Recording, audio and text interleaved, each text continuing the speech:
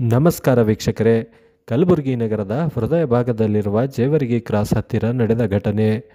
ಚಲಿಸುತ್ತಿದ್ದ ದ್ವಿಚಕ್ರ ವಾಹನದಲ್ಲಿ ಏಕಾಏಕಿಯಾಗಿ ಬೆಂಕಿ ಕಾಣಿಸಿಕೊಂಡಿದೆ.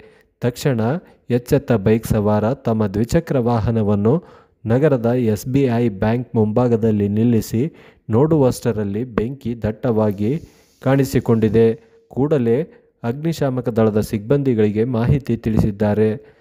ಸ್ಥಳಕ್ಕೆ ದೌಡಾಯಿಸಿದ ಅಗ್ನಿಶಾಮಕ ದಳದ ಸಿಬ್ಬಂದಿಗಳು ಬೆಂಕಿ ನಂದಿಸುವ ಕಾರ್ಯದಲ್ಲಿ ತೊಡಗಿದ್ದಾರೆ. ಅದೃಷ್ಟವಶಾತ್ ಯಾವುದೇ ತರಹದ ಹಾನಿ ಸಂಭವಿಸಿಲ್ಲ ಎಂದು ವರದಿಯಾಗಿದೆ.